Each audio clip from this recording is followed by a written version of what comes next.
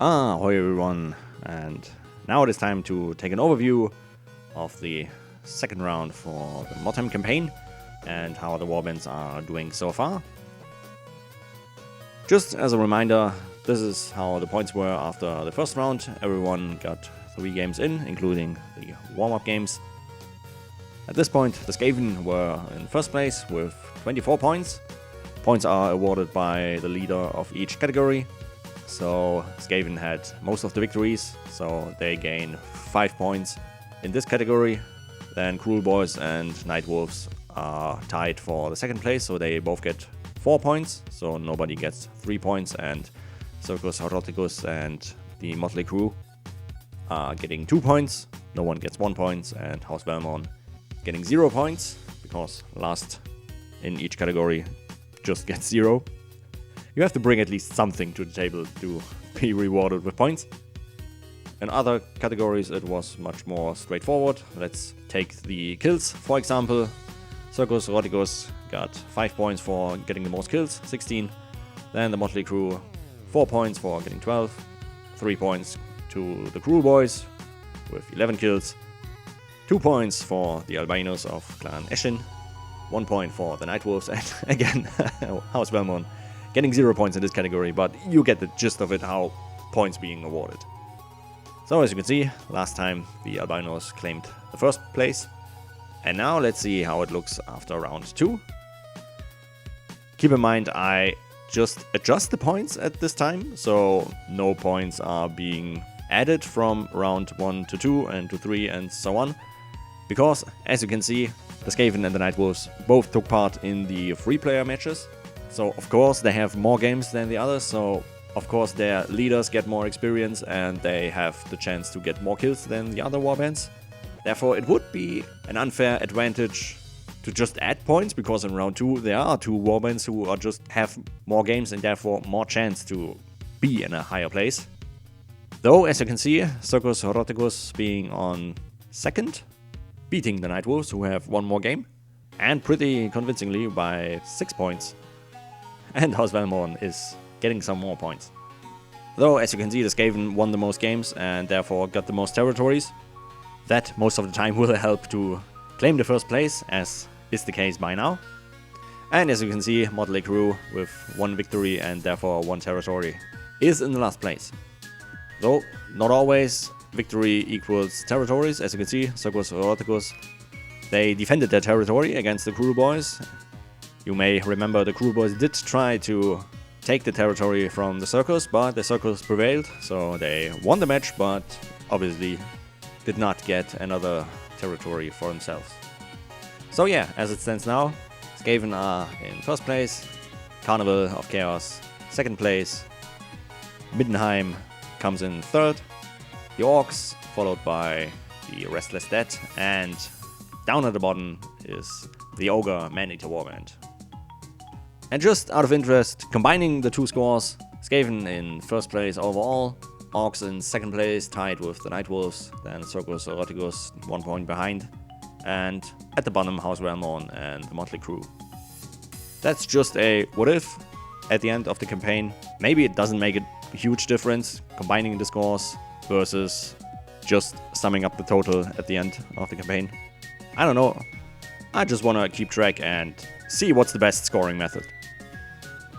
And here you can see the map, how the territories are spread out over the campaign map, and where each warband is currently located, with the Orcs and Carnival of Chaos, for example, sharing 1 place at the Rich Quarter. So that's the state of the campaign now. Then I just want to go over some things I want to do different over the next round, and expectedly furthermore. So one thing I noticed I messed up is the rules for Nurgle's Rod. I thought you contract Nurgle's Rod by just getting hit by the one who has Nurgle's Rod. So for Clownface with the spear, I just assumed he just has to do a successful hit roll and the opponent contracts Nurgle's Rod. So that's one mistake. Actually, he just infects his opponents with a hit roll on a 6, not just a regular hit roll. And the second one I did false. when someone has Nurgle's Rod. Obviously, he has to do a toughness check. That's what I've been doing correctly. But if he passes, in this passage it is worded, if successful, his constitution has managed to stave off the rod's effect. I just thought of it as if he is healed and no longer has the rod.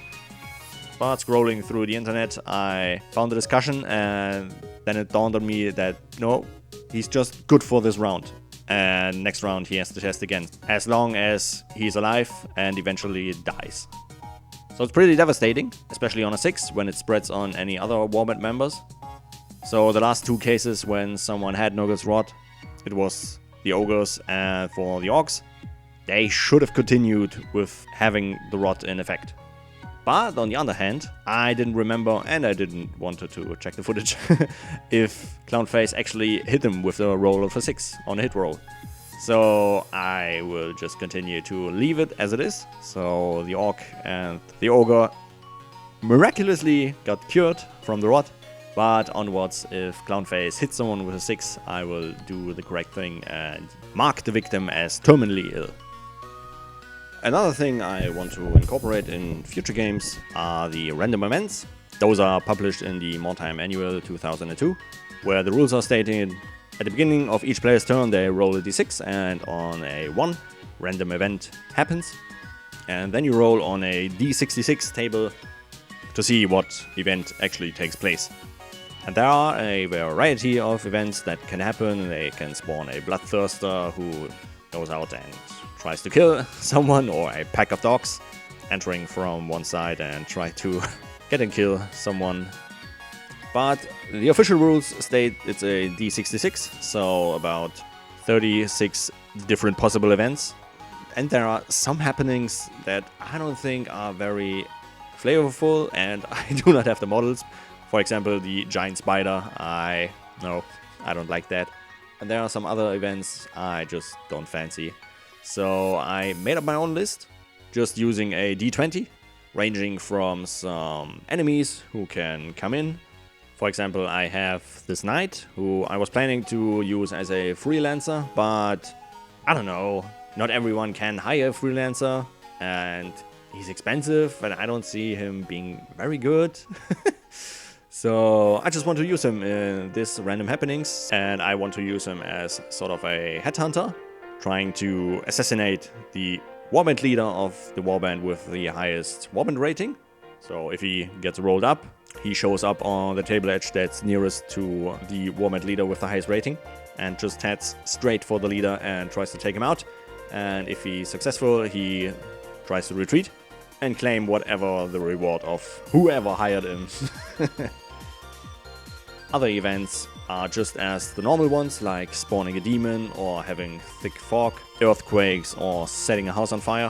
That's some happenings I think I can portray properly with some cotton, painted, whatever. I just want to try to come up with something. Other things, like some mercenary actually coming in and helping the warband with the lower warband ratings. In the annual, that's just for the gladiator and the ogre, but you actually can do this with every mercenary you got: slayers, sorcerers, even dramatis persona like Ainur or Mariana Chabot. So yeah, I'm not finished by the happenings I want to include in this D20 table. Maybe I have all the happenings after round 3, so I can show you the definitive list. But these are just some ideas I want to try in the next round. Though a round has just 6 matches, and I already filmed the first match like 2 months ago, and now I just have to edit it. So, spoiler alert, there is no random happening in this match. So for round 3, there are 5 matches where a random event is possible. And there can always be the case that nothing happens when no player on his round rolls a 1. That's perfectly eligible. But yeah, just see what's happening. And the last one I want to talk about is the style of the battle reports.